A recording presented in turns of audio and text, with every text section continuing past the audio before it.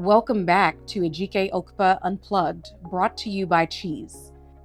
In this segment, Ejike Okpa takes us on a journey through his life experiences as a U.S. citizen and shares cherished family values he brought with him from Nigeria, which shaped his path to success.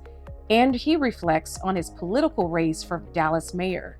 He shares insights into his unwavering commitment to making a positive impact through public service and passionately encourages others to do the same.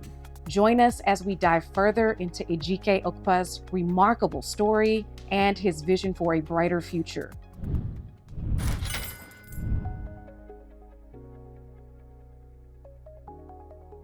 Okay, I have to say that it's amazing the shape that you're in. You are a natural born athlete. You you have endurance like some. I've never met anybody that has they walk around the lake. I didn't 14 drink water. miles. 14 miles. I didn't drink water. You didn't, and I couldn't. I mean, you could have kept going. Yeah. I was ready to stop probably like 5 miles. But it was so much fun, and that's where our conversations you shared so many stories. Well, because that's I do things alone, but I'm never lonely. The biggest critic of me is me, and I do it in my head. I have negatives and I have positive, but you know how I address that? How? I look at it as from the battery of a car. Your car wouldn't start if you only lean on the positive side. So the battery has positive and negatives. Both of them has to be brought together to crank the car.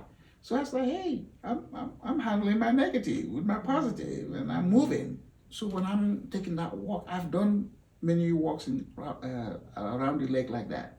Just driving, park my car, and I go. But during that time, it's amazing what goes in my mind. That's some ideas come to me. In fact, when I ran for mayor of Dallas, that's where it hit me. I was just on that park. I was riding by that time, not walking. And somebody said, run for mayor of Dallas. And I was like, run for mayor? I was like, what? So I came home and started researching how to do it. And I said, okay, I'm qualified for that.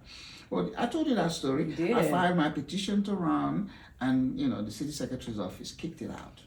Said, oh, you're not qualified. I said, I read the requirement.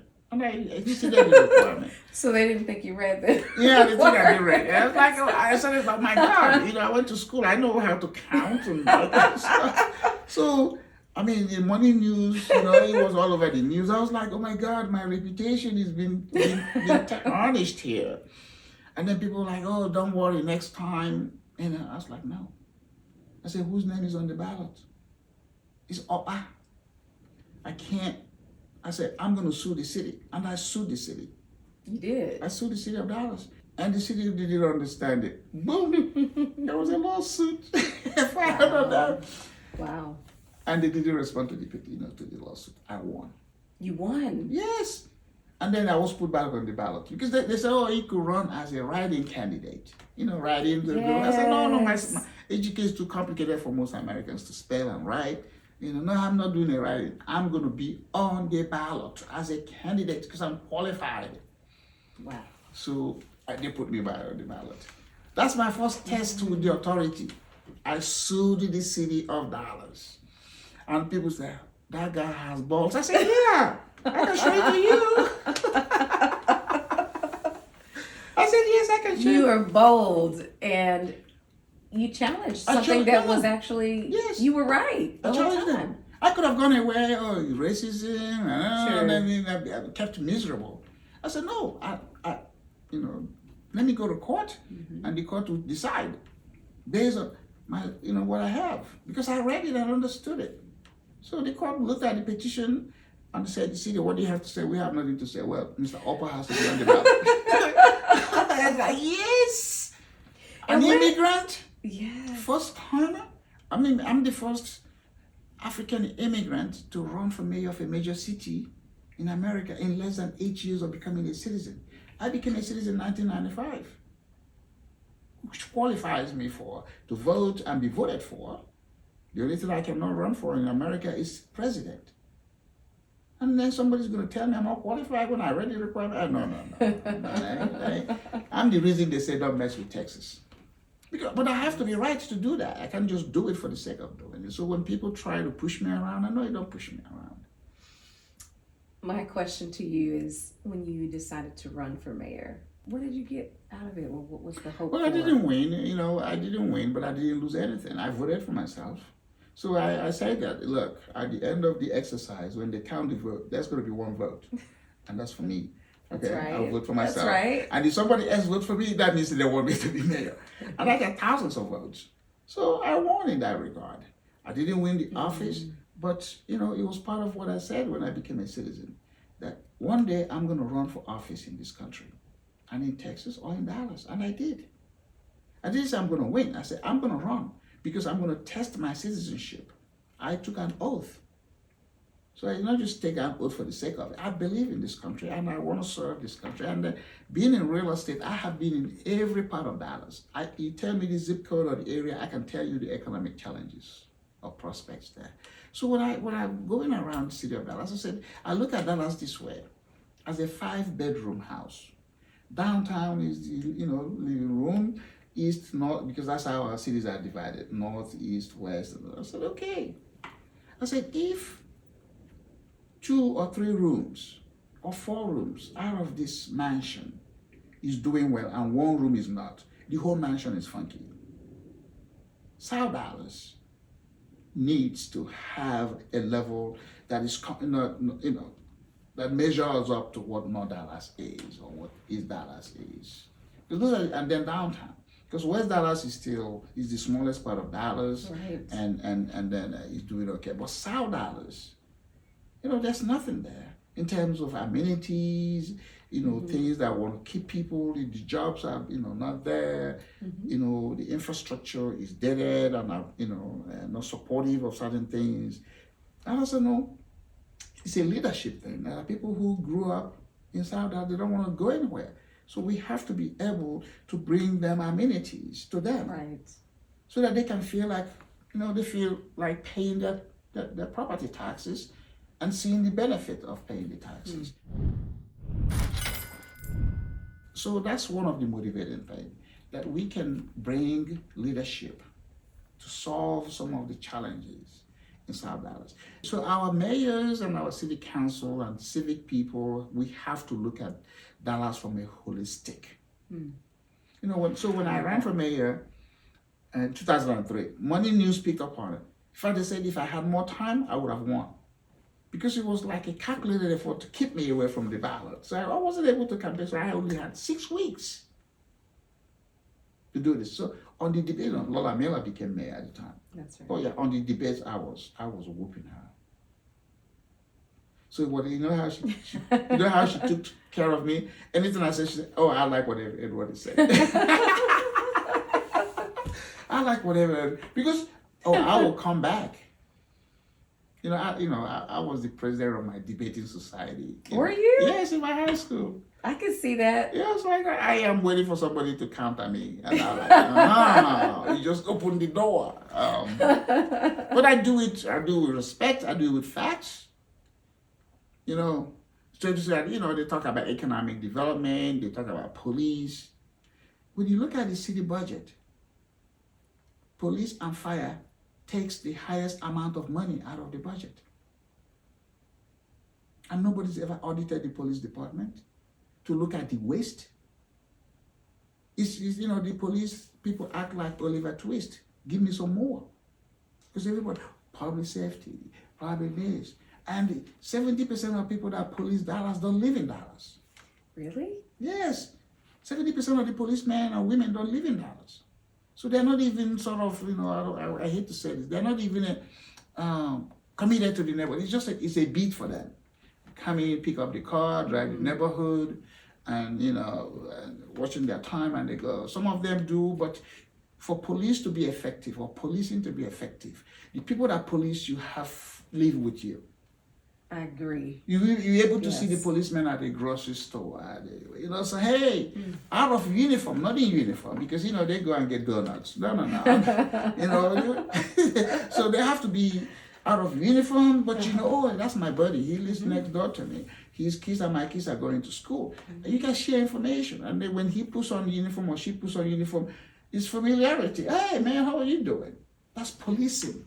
But the approach of policing in America is get in the patrol car, get over there, put on your siren, scare people, frighten people, and no, that's not policing. So my thing at the time was to put it on the ballot for the citizens of Dallas to decide anybody who's going to police them must live in the city.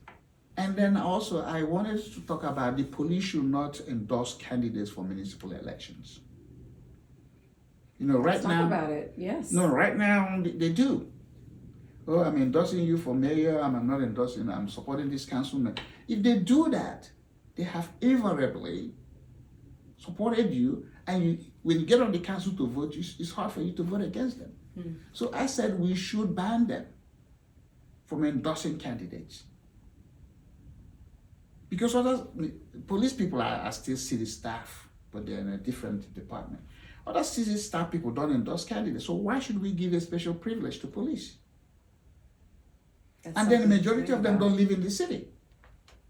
Very true. Majority of them don't live in the city. So they shouldn't participate. They should be neutral. Whomever becomes mayor or city council, that's it. But not police people should not use money to endorse candidates. And I mean, I'm very convinced about it. I was going to push it and get the people put it on the ballot. You know how we do issue ballot? Do you want police? Yeah, people vote, but our people don't even think about that. Some of them live in Denton, some of them live even in Oklahoma. Not too far from, and they come to work. So how are they going to police you? Very interesting point. It's in the part about having the connection to the community that you're serving. That's the most important part. Even at the time I suggested, okay, fine. Because some of them say, oh, we cannot afford to live in Dallas. And that's like, you cannot afford to live in Dallas. And this is how we're going to even address that issue of not being living. I said, okay, we have stations. We have police stations across the street. When you finish from the FBI, you have no choice where you go at the FBI Academy. It's either about ballot or whatever, you go with that. But the police, we don't have that choice. So I was like, okay, fine. When you graduate from the academy as a rookie, for the first 6 months or 1 year, you pick a ballot and part of Dallas, and we have police guest houses. It's just like they have fire stations. Right. And the post people stay there for whatever before they go home. So for that rookie year, you have to go in those neighborhoods and sit there and live there.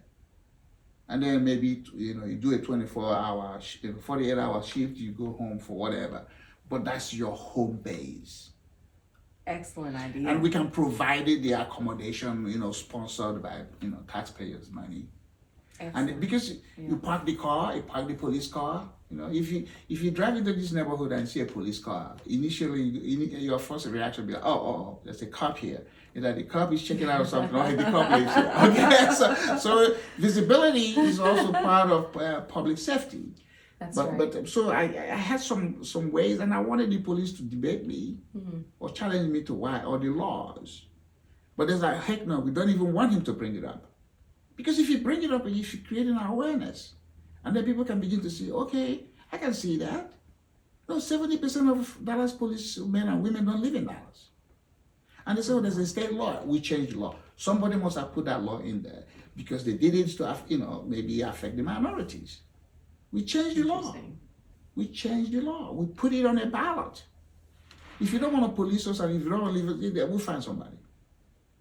But we can't be giving them special attention and they do the things they do.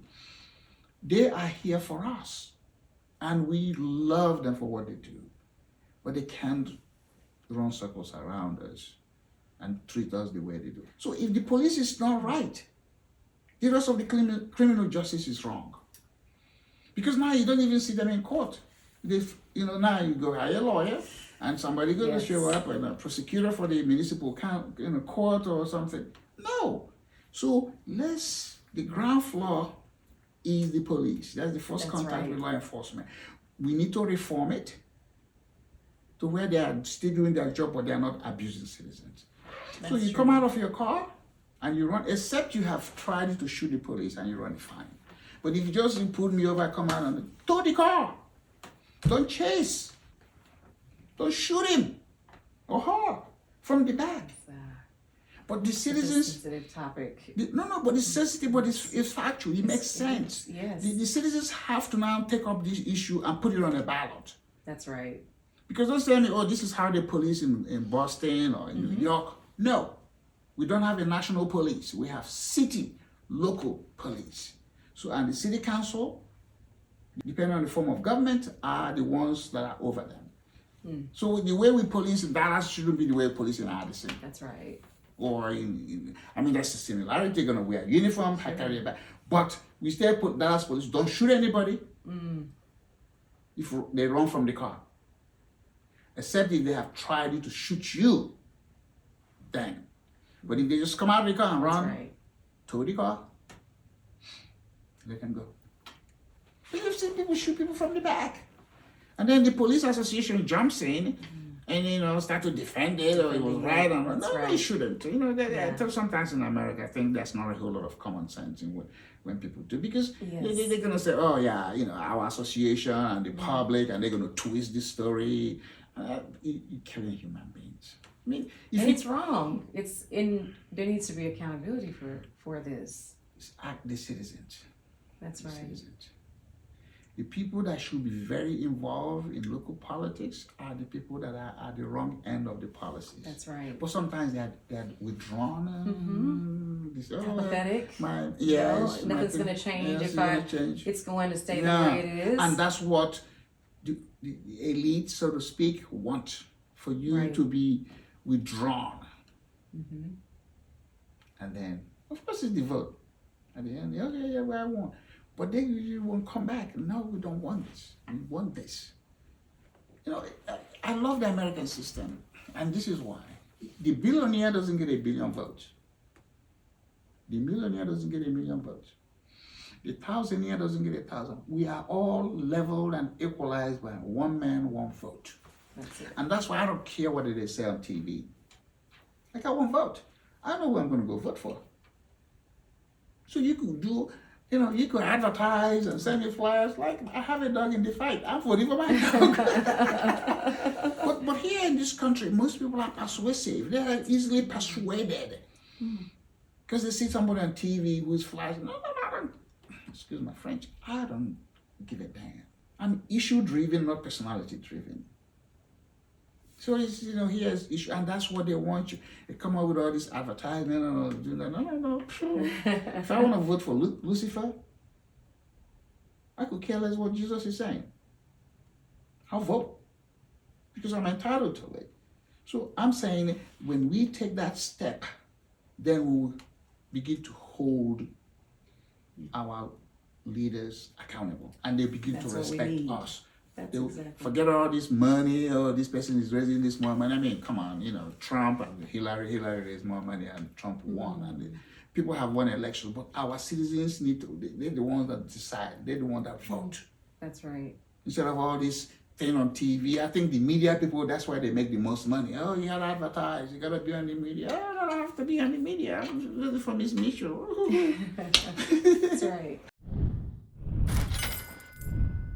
You know what? This brings up the topic about community involvement. Yes. And everything you're saying, it is a reflection. Everyone takes an action or responsibility for the community they live in. And how do you see our community doing a better job of getting involved? What should be happening in the community as a whole? But let's talk also about what can the Black community do? Good question. When I came to America, of course, I live on the north side. I said, I am going to discover my people. I'm going to be, sometimes when I want to tease white people and anybody, I say, I discovered America. And they say, what do you mean? I said, just like Christopher Columbus came here, some people were here, he discovered it for the Europeans. I'm discovering America for my family members in Nigeria. Right. But I am going to do it by interacting with people that look like me. So I went into South Dallas, MLK, Grand Avenue at the time, and people, man, is this safe? I was like, yeah, no war over here. So I met the longest black landowner in Dallas County. I met the family, the Berries. Did you? Yes. I went to their ranch over there by Wilma in Dallas County. I know the daughter, the son, and the daughter. Met their parents before they passed. Because I wanted to inform myself about the history that I'm seeing in my presence as opposed to history somebody wrote. Right. So I went in the black community. I interacted. I met pastors. Because I wanted to understand the issues before I can have an opinion of you. I got elected to the Black Chamber of Commerce. I was the first and the only of record foreign born to be secretary of the board of the oldest African American Chamber of Commerce. Wow. Dallas Black Chamber in 1997. And I wasn't doing this thing because somebody was leading me. I was leading myself. That's I said, right. they're black, they're people, we have some history in common. I'm gonna go find out. I will sit down with them. I said, come on, let's do this. We can do this. Edward, I said, let's do it. We are the new and the improved. How come Europeans will come because they are white, their English are no better than mine? Like Arnold Schwarzenegger, he became governor of California. Hispanic, we come and they merge. We are the only people that are still finding tension, not to jail, to improve our presence in America. What do you think is the reason for that? Because we are suspicious, and they have used stories and media something to make us suspect each other. And no, we haven't had the confidence to say, come on, like you and I are talking now. Is anybody telling us to do it?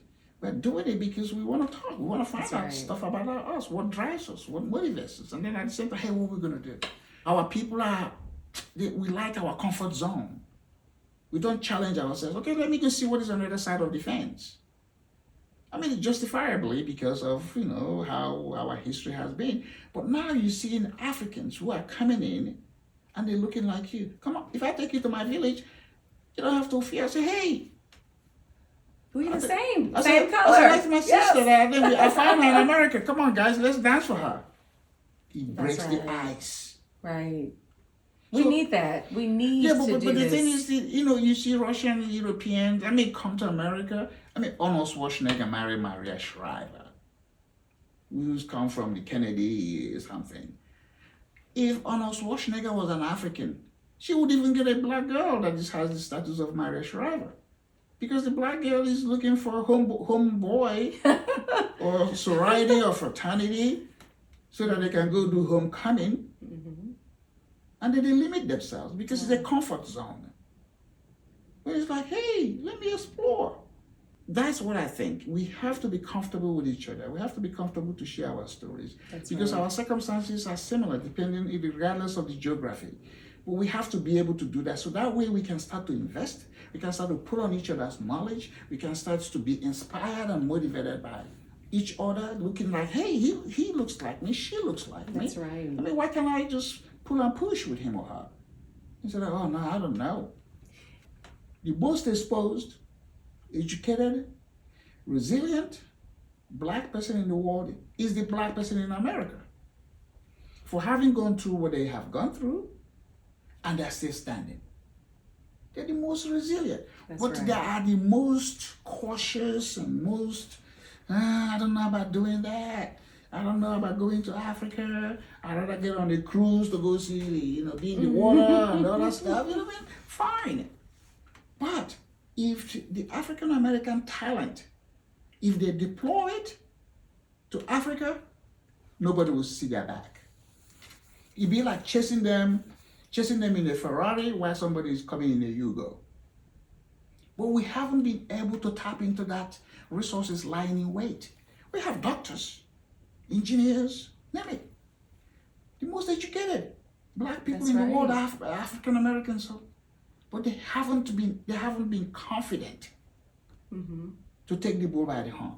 Because they're looking for approval from white people. That's why they have this what they call minority business. Come on, girl. What is minor about me? I'm going to ask you about that. What's minor about me? Nothing is minor about me. I don't do minority. That's I'm not going to devalue myself because somebody said you're minority. Give me a certificate. I'm already on my license. It identifies my race. Why do I have to go through the hoops of being certified? I got 20, 30 years experience in real estate, and then I still got to go certified to get a certificate to bid on a project, to be classified minority, but a white boy who just got out of school, started a company, boom, they go. Come on, we should challenge that. But we don't challenge it, because instead we fall in line and they start using us. Oh, because it's okay, we need minority, and they just grab a front, put it in the bill. It happens all the time. It happens all the time. And they pay you because we settle for the money. We're not settling for the skill in order to do the big project. I remember some years ago, I get a major contract with HUD, Housing and Urban Development, for property tax, services in the 50 states. They wanted to award one contract, not multiple. So I was the one that got it, the bid, the solicitation, but I recruited a majority white company. So we bid on it. I don't have the capacity to be in 50 states. I recognize that limitation. So I brought them in, and we submitted a bid, and we won. So the contracting officer was based out of Atlanta, Georgia. So they wanted us to come, to meet. So we got over there. And the contracting officer was like, hey, they saw me. They didn't know my role. They said, well, this contract it's a professional service thing. It doesn't require minority set aside and stuff. Jerry Heaton, who, again, my friend of mine from FDIC days, we're still very good friends today, said, oh, no.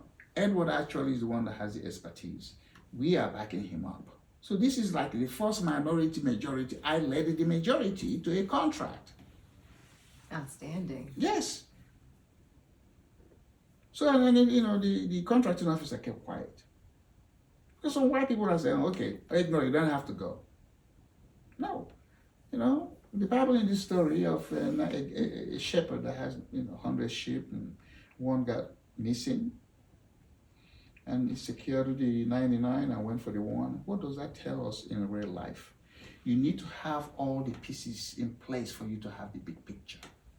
So the one sheep that's, and if you score 99 in a test, you have A. That's right. But he secured the 88, 99 to go for the one. Because without the one, he doesn't have the big picture. We should be looking for the big picture. That's it. And not just a piece. I wanted to register with the state, called the HUB, HUB, historically underutilized business. That's right. And you have to go around and verify that my business has always been in my home. In my apartment is where I set it up. And they sent up, I guess they saw my last name, and they sent a Nigerian guy who worked for the state to come and verify me. I was like, dude, you made the trip? It's like, are you black? I said, I'm black. Do you live here? Hey, where did you come? But at the end, it's like, dude, you guys sitting in the office, and that's what you do every day, to go verify people, when you could have go to DPS, Department of Public Safety, and put my record and say he's black, and save taxpayers' money. Miss Mitchell, one thing that I love about myself, I challenge authorities. You do. I question things. 1995, Governor Bush, who became President Bush, was the governor. That's right. I wrote him a letter complaining, because back then, if you live in a 214 number and you call an 817 number, it was a long distance. That's right. If you call 405, it's like you're calling another country, Oklahoma. So, and then when you wanted to get a telephone service, they ask you, do you just want local service? That's true. Or do you want long distance? Yeah. And for me, as an immigrant, if I call to Nigeria, by the time I say hello, $5 is a minute is gone out of my pocket. And that wasn't a whole lot of money. I was frustrated by that. I said, come on. I can't even call my girlfriend on 817 because it's long distance. So I wrote to the governor. I wrote him. Guess what? He read it. And the law was passed. Wow. To change, that's why we now can take numbers all over. I'll give you the copy of the letter signed in my office. That was the year I became a citizen.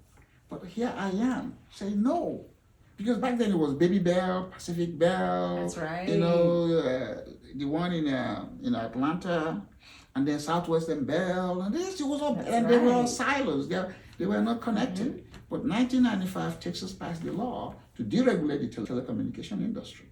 And that's why we're able to have the numbers we have. And I'm happy that the governor acknowledged my letter and said, Edward, thank you for your insights. I'm glad you did too. Well, because We'd still be paying for long distance. but I'm just saying, that's You know? usually, I do these things not because it puts money in my Sure. pocket, but just to make life, enjoyable. So the Right. laws we have in the books, somebody put it in there. We have to challenge them. And it takes one person to It takes be one person to catalyst question. start. To ask the question, That's it. why do we have to do this? Well, the law said, okay, what law is that we're going to amend the law? Because maybe you put it when you thought, you're going to amend the law. And that is what the establishment is afraid of, for the people to know their rights and be willing to speak up on their rights. They don't want you to. They want you to, okay, well, we'll take care of it. God will take care of. People say, "Oh, Jesus is Jesus is the solution, or Jesus saves." Something, and I was like, "What's the problem?" They say, "Oh, Jesus is the answer." I said, "What's the problem?" Ejike, thank you Thank so you. much. I have enjoyed this so Well, much. thank you for coming. Well, we can have more topics to talk about anytime you ever want to. Anytime. Follow, comment, like, subscribe, and share to catch the exclusive behind-the-scenes home tour on our social media channels. Thanks for tuning in.